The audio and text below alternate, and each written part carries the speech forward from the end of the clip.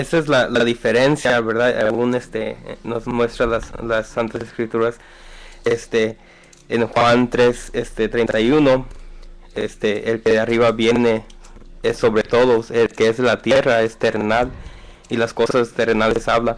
Por eso en eso habla de las edades, ¿verdad? Que están pensando, "Oh, bueno, no tan viejo, pero no tan joven tampoco, para poder que nos convenga, ¿verdad?" Y así, factores de así son como se determina, ¿verdad? Las elecciones humanas, ¿verdad? De hombres.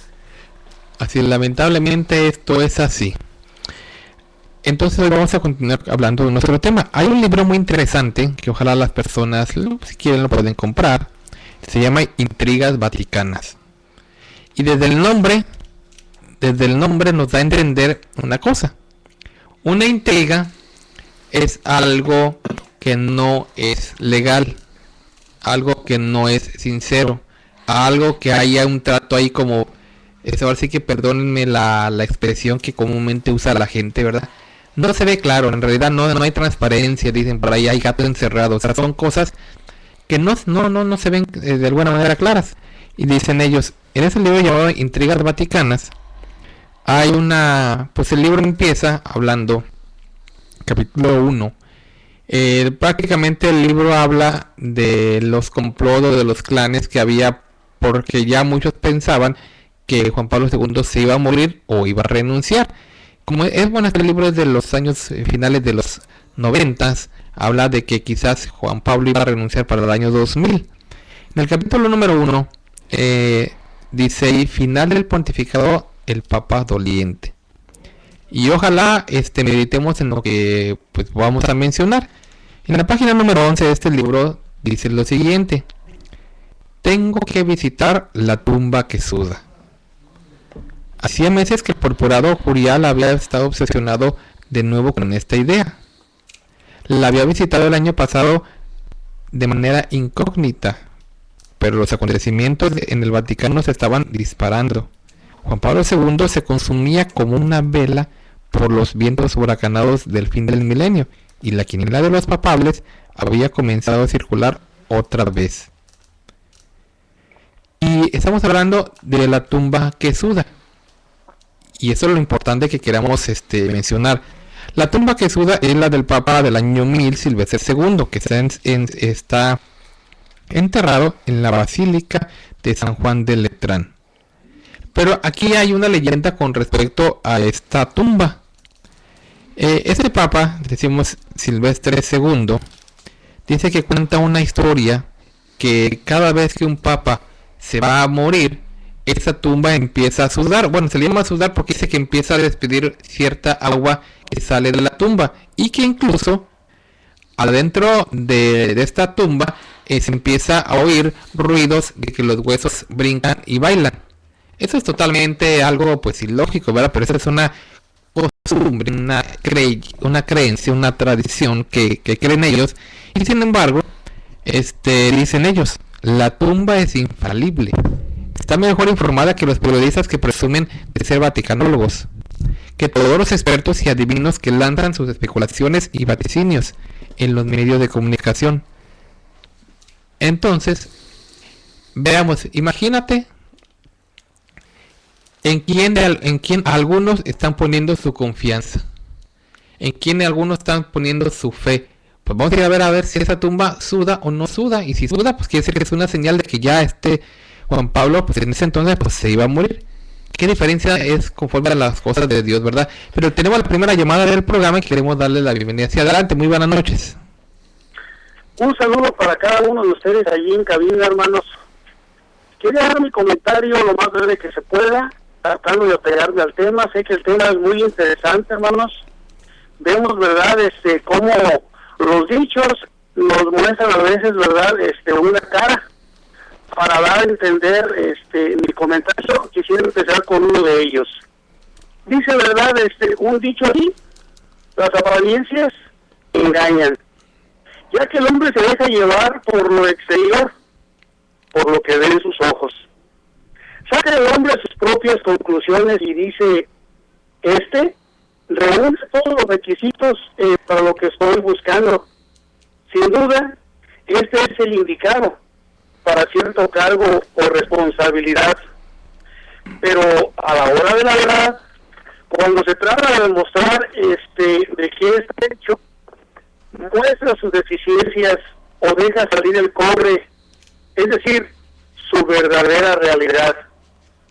Asimismo, vemos cómo el clero católico romano ha manejado muy bien las apariencias, mostrándose al mundo como hombres piadosos, como hombres comprensivos. Aprenden a caminar encorvados y con las manos entrelazadas. Su mirada es 100% estudiada, para que el mundo se vaya con la finta y diga: ¿qué hombres tan piadosos son estos? La realidad es que no lo son, ya que su historial y su forma de doctrina es aprendida del paganismo. Y todos ellos tienen un historial negro, el cual los delata. El que no es mujeriego es violador. El que no es homosexual, que vaya como hay de eso, ¿verdad? Es pederasta. El que no es ladrón es asesino. El que no es encubridor tiene relaciones sexuales con animales. Es decir, el que no corre vuela, ¿verdad? Así se manejan las cosas en Clerolandia. Se encierran para hacer sus elecciones, semejante a un palenque de México, cuando el gozador grita: cierren las puertas, señores, hagan sus apuestas, porque ahorita van a volar plumas por todos lados. En este lado está Bergoglio, el de la pollera colorada, y en el otro lado Ángel Oscura, del gallinero italiano. Y empieza el desplumadero después de amarrar navajas, y ya sabrán los encontronazos entre todo el gallinero, plumas que iban cayendo, mismas que iban quemando para mantener y alimentar la morbosidad del pueblo católico, diciendo: mira, no hubo humo blanco, sigue saliendo negro. Y así duró la pelea por horas y horas de picotazos y navajazos, hasta que una vez se pusieron de acuerdo, salió el ganador, o salió ganador Bergoglio. No fue por mucho, apenas fue por un picotazo de ventaja. Y así, horas más tarde, salió todo mayugado, como sopilote desplumado, diciendo: gracias a los cardenales salí ganador. Porque eso es lo que pasa en Groenlandia. En realidad se sacan los trapitos al sol y hay oposiciones entre ellos, se dicen de todo, hasta de lo que se van a morir. Eso es lo que pasa. En la verdad se parece a la elección de Dios. La elección de Dios es santa. Así es. Es divina. No tiene opinión Dios a nadie para escoger a quien Él quiere. No es por votación humana, ni se fija en su apariencia como lo hace el hombre. Dice ahí en 1 Samuel 16:6, vamos a comprobar, ¿verdad?, como el Dios. Y aconteció que cuando ellos vinieron, nos está hablando de los hijos, ¿verdad?, de Elí. Y aconteció que cuando ellos vinieron, Samuel vio a Eliab y dijo: de cierto, delante de Jehová está su ungido. Pero luego vemos el 7 y dice así: y Jehová respondió a Samuel: no mires a su parecer, ni en lo grande de su estatura, porque yo lo desecho. Porque Jehová no mira lo que mira el hombre, pues el hombre mira lo que está delante de sus ojos, pero Jehová mira el corazón, porque son hombres que el mismo Dios formó, como nos dice allí en Jeremías 1:5, ¿verdad, hermanos? Nada más para reafirmar: antes que te formase en el vientre te conocí, y antes que nacieses te santifiqué, te di por profeta a las naciones. Así es como Dios hace su elección. Decía el apóstol Pablo en Gálatas 1:1, ya para terminar, hermanos, y aquí de verdad es donde nosotros comprobamos que no es por votación, que no es por pleitos ahí como lo hace el clero católico romano en la inauguración, ¿verdad?, del palenque. No es así. Decía el apóstol Pablo, apóstol, no de hombres ni por hombre, sino por Jesucristo y por Dios el Padre, que lo resucitó de los muertos. Y en nuestra iglesia, la luz del mundo, hay un verdadero apóstol con esas mismas características. Lo escogió Dios exactamente igual, así como al apóstol Pablo. Y nunca nos ha invitado, ¿verdad?, a lo malo. Todo lo contrario, nos ha invitado a lo bueno. Nos ha invitado a seguir a Dios. Nos ha dicho que somos limpios, que busquemos el rostro de nuestro Dios. Jamás nos ha invitado, ¿verdad?, a ser idólatras o andar por ahí, ¿verdad?, haciendo males. No es así. El varón de Dios, el siervo de Dios, es santo, así como lo fue el apóstol Pablo, y nos va guiando hacia la vida eterna. Dios bendiga al apóstol de Jesucristo donde quiera que él se encuentre. Yo sé que es un hombre íntegro y es un hombre, hermanos, que tiene las mismas características de los apóstoles de Jesucristo, porque apóstol de Jesucristo es Samuel Joaquín Flores. Dios los bendiga, hermanos. Sí, Dios los bendiga, hermano. Qué importante punto tomó de nuestro hermano, ¿verdad? Sin duda, pues lo que agrada al ojo es lo que el hombre va a seleccionar. Lo que me agrada a mí es lo que yo voy a, con lo que voy a ir. Mucho como las elecciones, ¿verdad?, de los presidentes o los gobernadores, ¿verdad? Lo que vemos es eso que lo que vemos es lo que con que nos vamos, ¿verdad? Así, bueno, es triste ver la realidad de las cosas, pero también qué importante es que nosotros entonces entendamos quién es el que dirige mi iglesia, lo que decíamos en un principio.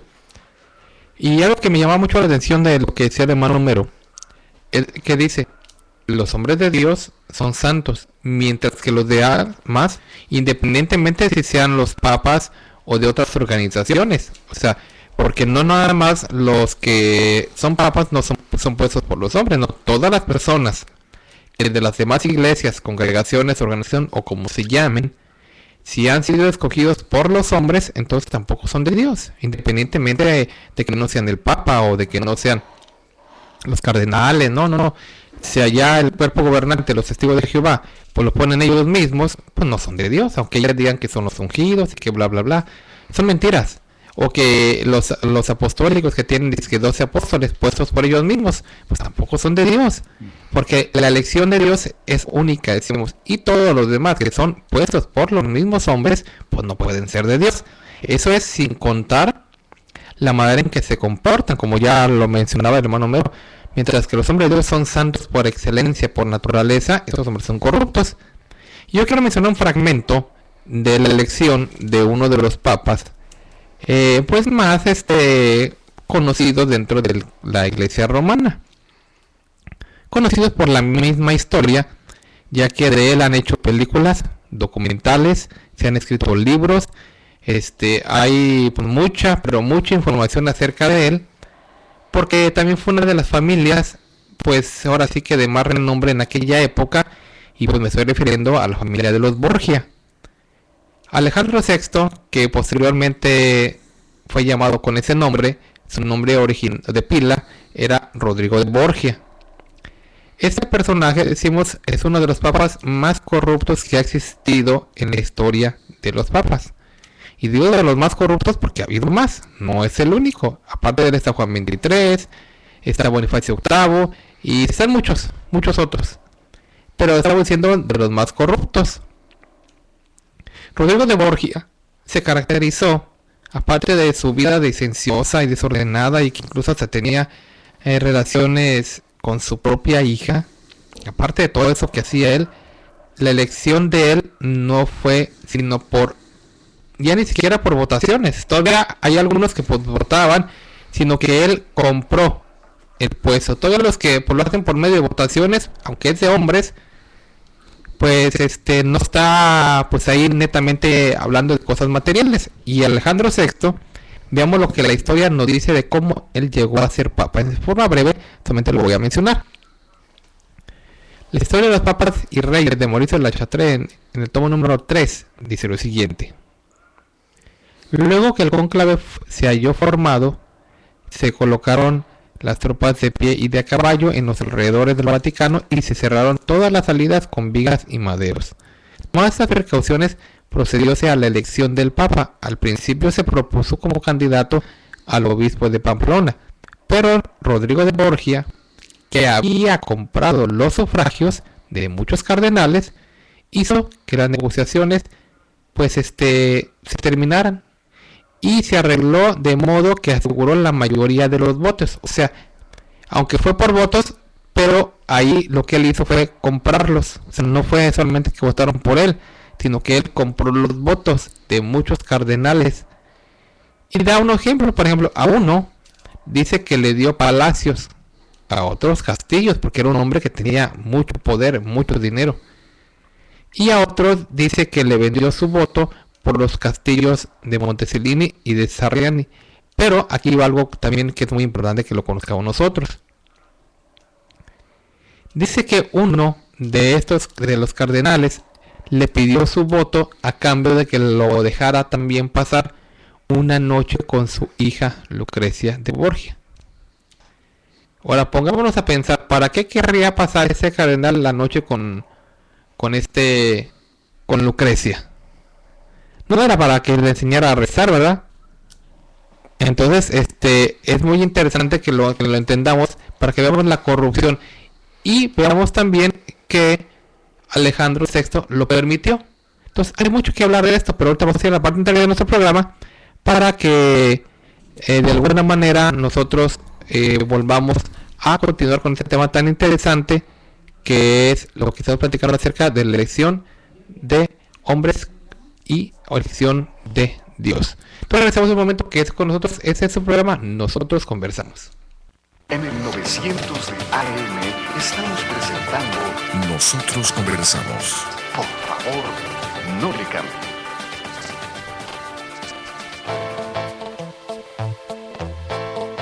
Para mayor información acerca de la Iglesia La Luz del Mundo, usted puede encontrarnos en 112 North Arizona Avenue, el este de Los Ángeles, área 323-267-1901. 785 Junipero Avenue, Long Beach, California, área 562, 439-5938. 379 East Orange Grove, Pasadena, California, área 626-432-8658. 310 Calle Cuarta Sur, Redlands, California, área 909-768-4943. 212 Santa Ana Boulevard, Santana, California, área 714-542-3256.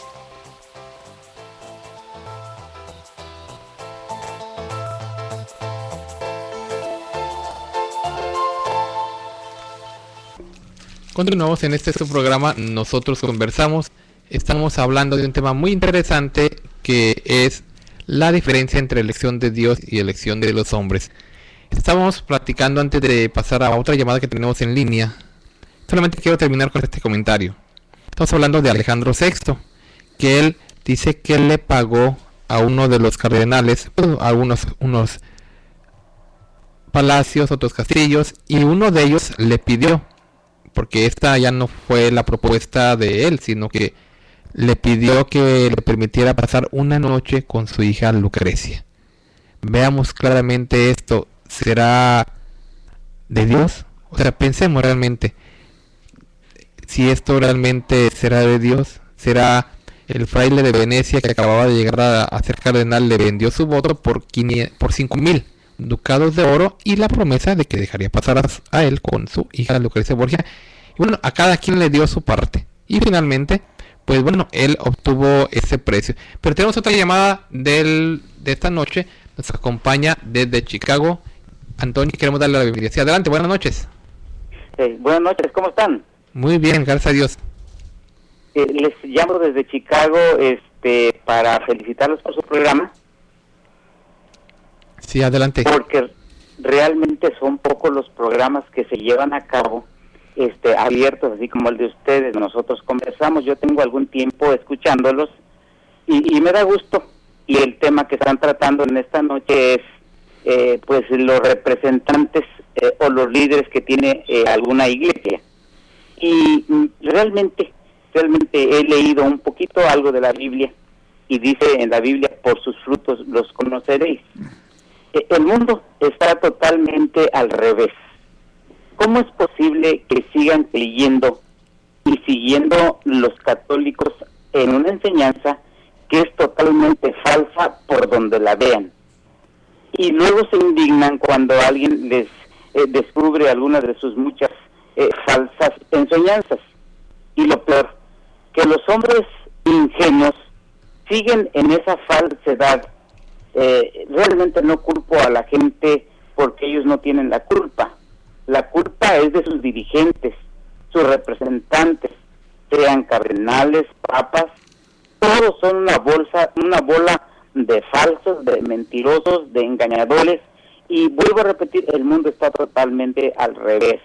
Ese es mi comentario, los felicito por su programa y que tengan buenas noches. Les hablo de Chicago, Antonio Rodríguez, para servirles. Bueno, Antonio, pues le damos las gracias por sintonizarnos desde Chicago, ¿verdad? Un saludo a todas las personas de Chicago. Y bueno, ahora que mencionábamos, el día de ayer platicábamos un dato acerca de lo que pasó en Chicago apenas en estos días pasados. Un verdadero hombre de Dios, decíamos, no encubre el pecado, no está a favor de esto. Y sin embargo, decíamos como la semana pasada salía que ya la arquidiócesis de Chicago precisamente aceptó que más de 30 sacerdotes ya se les comprobó que habían abusado de muchos niños. Y solamente decimos en esa arquidiócesis de Chicago, y los que ya se han dado a conocer no son los únicos. Pero qué desgracia que la mayoría de ellos ya se murió y que las víctimas nunca pudieron recibir justicia, y los que están vivos todavía, tanto los sacerdotes como las víctimas, tampoco reciben cada quien lo que le corresponde. Los sacerdotes, aunque aparentemente dicen que son quitados de sacerdocio, que no ejercen, pero no han recibido ningún castigo, diciendo que se lo dejan a Dios y justificando de que pues ya Dios es el que da testimonio, y no lo va a dar, lo está dando, porque ya está demostrando que esta clase de hombres son eso, gente enferma, criminales, como bien lo dijo el periodista Jorge Ramos, que hizo la entrevista el día domingo en su programa.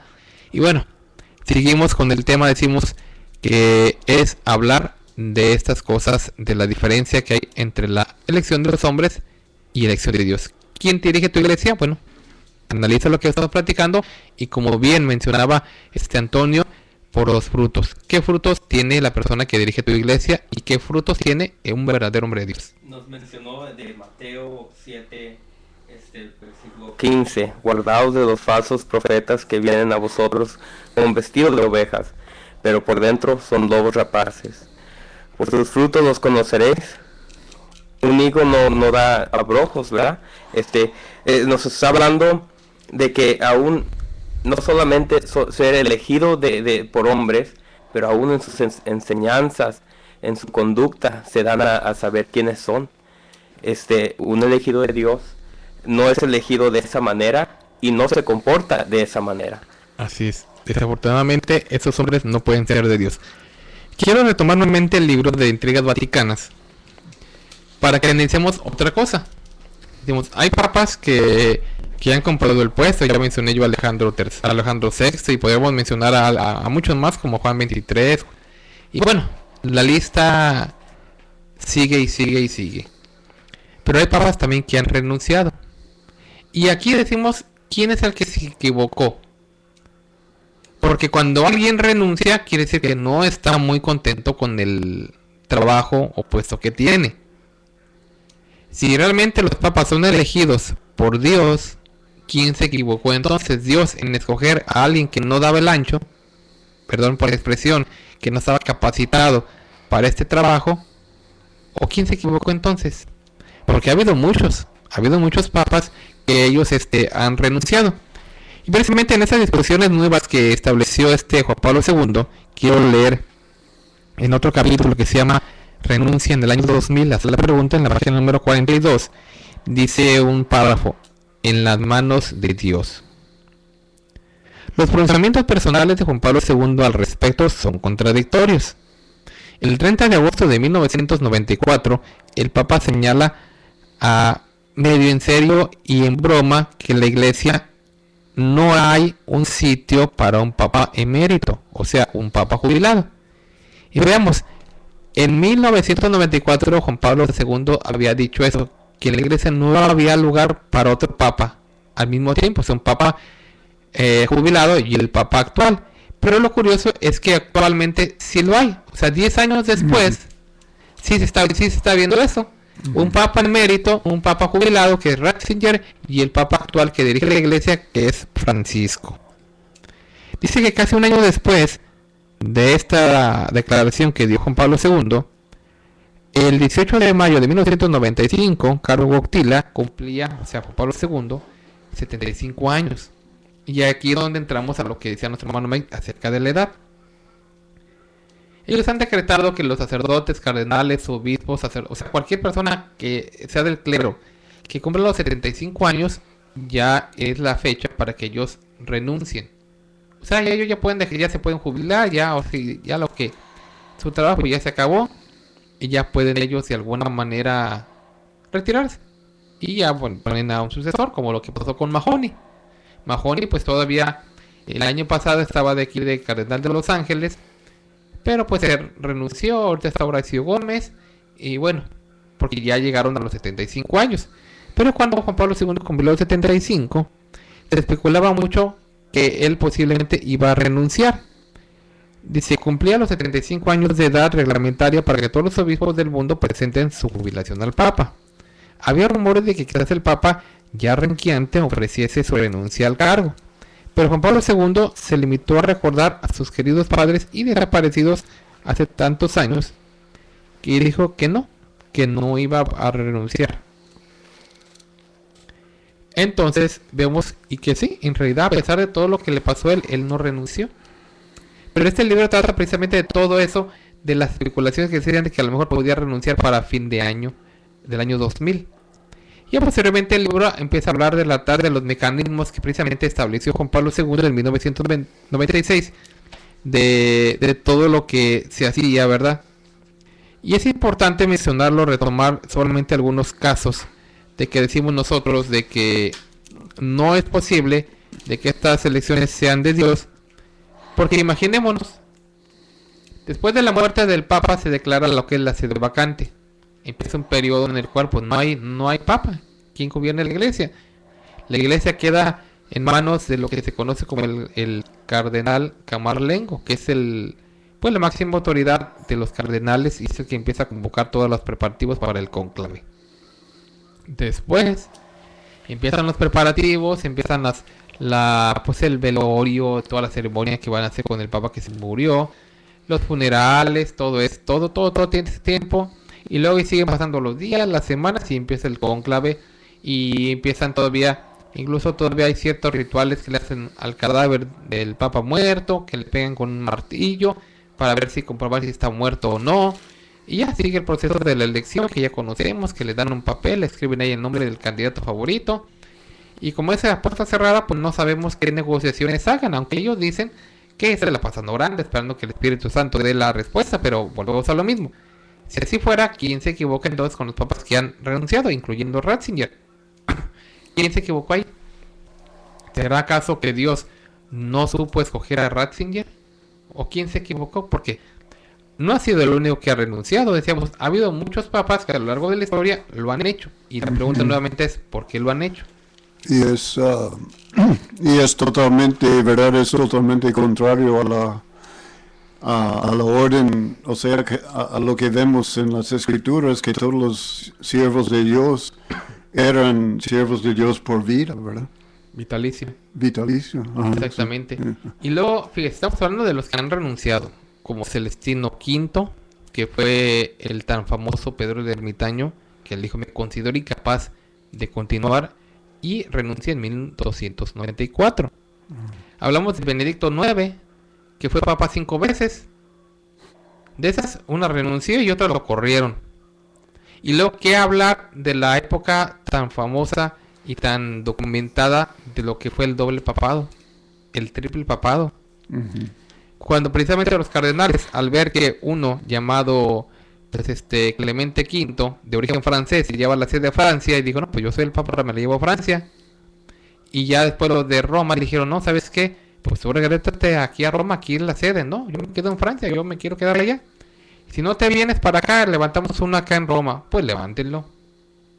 Y empieza un pleito ahí de por más de 70 años que estuvieron ahí peleándose, que ponían uno, se movía el otro y ponían el otro, y había dos al mismo tiempo. Aquí la pregunta es, ¿cuál de los papas reinantes, el de Francia, el de Aviñón, o el de Roma, era el verdadero? Si cada quien se condenaba a sí mismo, o sea, el otro le decía, no, yo soy el bueno, aquel es el malo, y se anatemizaban, se mandaban bolas excomulgándose unos a los otros. Y si esto fuera poco, llega el momento en que ya no nomás había dos, había tres. Pensemos toda esta clase de cosas. ¿Realmente será algo de Dios? Sí, estamos viendo con eso lo que dice lo que estamos diciendo, ¿verdad? En este programa, lo que estamos comentando con muchas pruebas de que hay una forma que Dios elige a sus siervos, y una forma muy diferente de los hombres. Y es importante, o sea, no es importante, como muchas veces yo he escuchado, especialmente aquí en el panel, pues el hermano César, por ejemplo, el hermano Eliasib también el día de ayer, preguntando a ustedes, radio escuchas, entonces, ¿cómo es el que dirige en su iglesia? ¿Es elegido por los hombres o es elegido por Dios? Es importante que uno realmente analiza esto sin temor. O sea, es una pregunta. Una vez el Señor Jesucristo, ¿verdad?, hizo esta pregunta a unos principales sacerdotes que querían tentarle con una pregunta. Él decía a ellos abiertamente, San Mateo 21, en la escritura le habla de esto, en San Mateo capítulo 21, verso 25, y él dice a ellos, el bautismo de Juan, ¿de dónde era? ¿Del cielo o de los hombres? Él hizo esta pregunta a ellos, y en realidad él está preguntando, Juan, en realidad, ¿es levantado por los hombres o por Dios? En realidad está diciendo esto, porque como hemos dicho, ¿verdad?, los frutos descubren, los frutos dan a conocer si un hombre es de Dios o no. Y el bautismo que era de Juan, le hace conocer si él era de Dios o de los hombres, ¿verdad? Pero lo importante es que vemos la respuesta, que esos hombres no podían darle una respuesta, porque primeramente dice, ellos entonces discutían entre sí diciendo, si decimos del cielo, nos dirá, ¿por qué? Pues no lo creísteis. O sea, temía a Cristo, que él iba a preguntarles, y entonces, ¿por qué no lo creyeron? Y otra vez, el verso 26, hablando de ellos, dice, y si decimos de los hombres, tememos al pueblo, porque todos tienen a Juan por profeta. Y entonces respondieron a Jesús, dijeron, no sabemos. No podían decidir porque temaba la gente, temaba a Cristo, no podían llegar a una firme conclusión. Aunque los frutos claramente estaban, Juan era de Dios, pero ahora también, a veces uno tema, no, es que yo veo que hay cosas que no están bien en la iglesia. Sí, los cardenales escogen y es por razones a veces de la fama de esta persona o de su carisma, de alguna atracción que él tiene. No, claramente no es de Dios, pero mire, es la tradición de mis padres, es la tradición de mis abuelos. ¿Cómo puedo yo?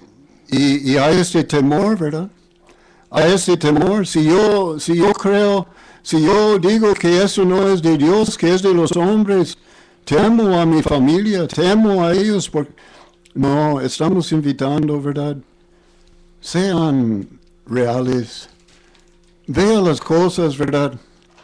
Vea lo que realmente son los frutos y haga su decisión. El que dirige su iglesia, ¿es levantado por los hombres o es levantado por Dios? Así es. Yo quisiera comentar lo que es muy importante. Fíjese, hablando de la elección de los hombres, decimos que ya finalmente la manera en que se conoce dentro de la Iglesia Católica que ya hay un nuevo papa es cuando ven el humo blanco o fumata blanca. Esto es porque ya alcanzaron el candidato los 2/3 partes de los votos. Dice el libro de Intrigas Vaticanas en el capítulo que se llama La mecánica de la elección, página número 147. Dice, cuando se alcanzan los 2/3 de los sufragios más 1, los aplausos saludan la elección. Entonces entran en la capilla Sixtina el secretario de la asamblea, el maestro de ceremonias y sus ayudantes. A continuación, el decano de los cardenales se acerca al elegido y en nombre de todo el colegio de electores le pregunta: ¿aceptas la elección canónica para sumo pontífice? Otra vez. Cuando ya han escogido a uno, se reúnen en la capilla Sixtina y al que ganó le hacen la siguiente pregunta: ¿aceptas tu elección canónica para sumo pontífice? Obviamente que la persona pues dice que sí, porque pues para eso está ahí metido. Sí. Para eso estaba ahí concursando para poder ganar. Pero dime tú, gente que nos estás escuchando, ¿verdad? Piensa y medita. Cuando le preguntaron, cuando vemos que, por ejemplo, cuando Samuel, ya ese texto ya lo vimos el día de ayer y también el hermano Homero lo mencionó el día de hoy. Cuando llega Samuel a ungir a David, ya conocimos la historia y ya lo mencionamos. Al no ser ninguno de los hijos que estaban ahí, dice que David estaba ya apacentando las ovejas. Cuando regresa, David no sabía, porque él ni siquiera sabía de lo que iba a pasar. Pero David dice, mira, Dios le dice, este es úngelo. Después de que ungieron a David, le preguntaron, oye, ¿aceptas ser el rey de Israel? ¿O aceptas ser el elegido de Dios? No. Samuel no le preguntó a Dios si quería ser su elegido, ¿no? Moisés tampoco Dios le preguntó, oye, ¿aceptas que yo te llame? El caso de los apóstoles aún más, de verdad, Cristo nada más dice, sígueme.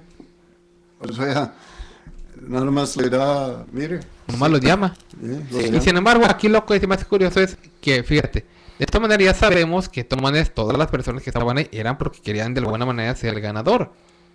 Pero como es imposible, si no habría 100 papas al mismo tiempo, pues tiene que ganar uno. Pero le preguntan, bueno, ¿aceptas el cargo? ¿Aceptas la elección canónica para sumo pontífice?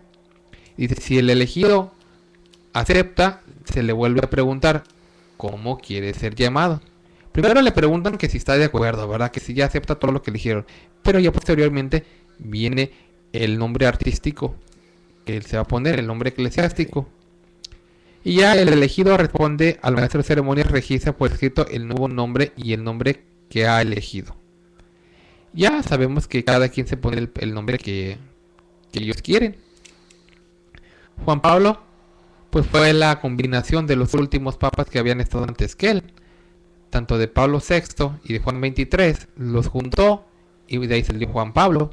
Porque antes no había habido Juan Pablo, más que Juan Pablo I, pero como a Juan Pablo I pues lo mataron y no duró más que un mes, pues entonces ya el otro fue Juan Pablo II.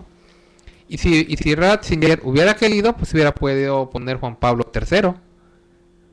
Pero bueno, él se puso Benedicto. Y era el 16 porque conforme a la lista, el último que había existido era un Benedicto XV, a principios del siglo XX. Pero lo curioso está en que ese papa actual, Francisco, no había habido un papa Francisco.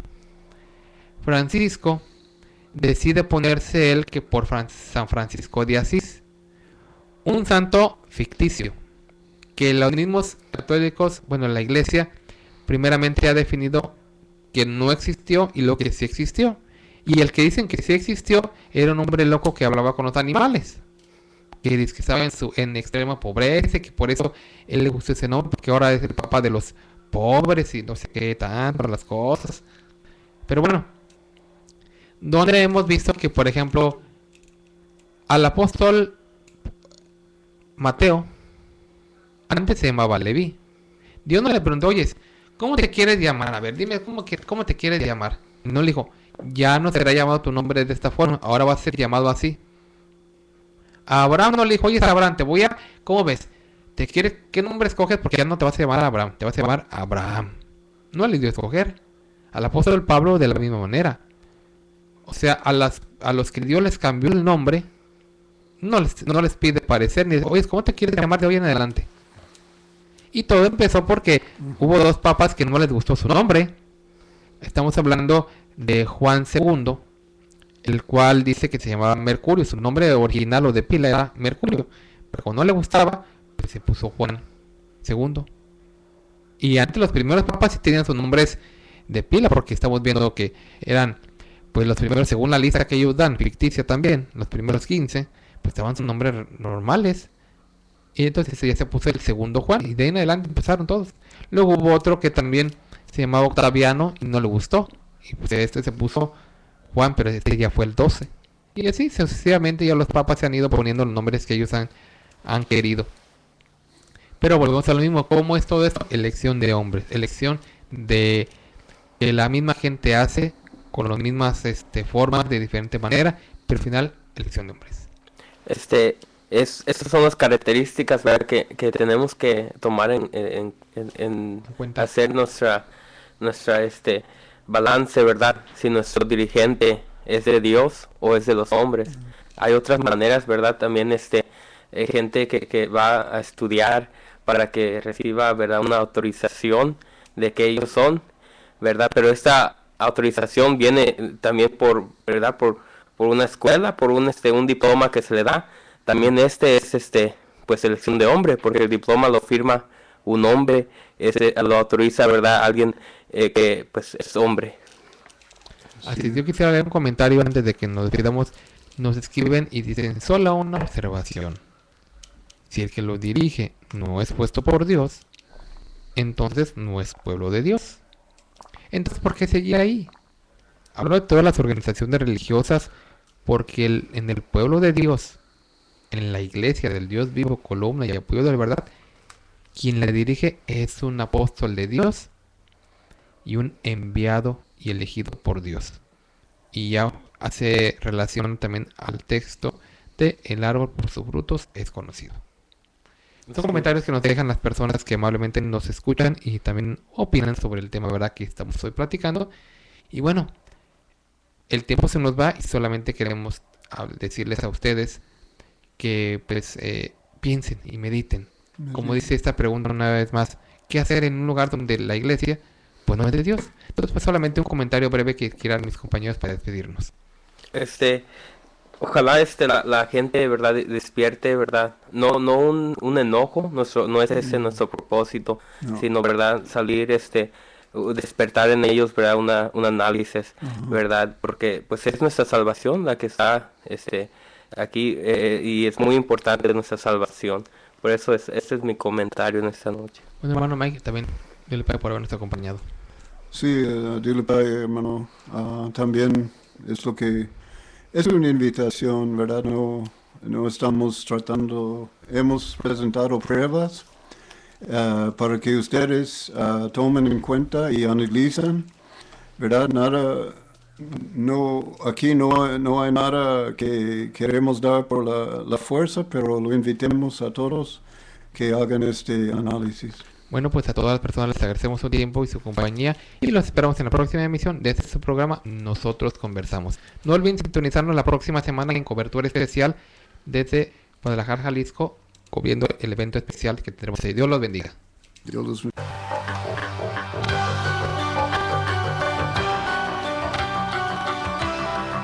Nosotros Conversamos no es un programa más, es un verdadero acto de radiocomunicación humana, el fundamento de la doctrina del Señor Jesucristo a la luz de las Escrituras. Los jóvenes te esperan en la próxima emisión a las 9. Nosotros Conversamos. Conversaciones inteligentes.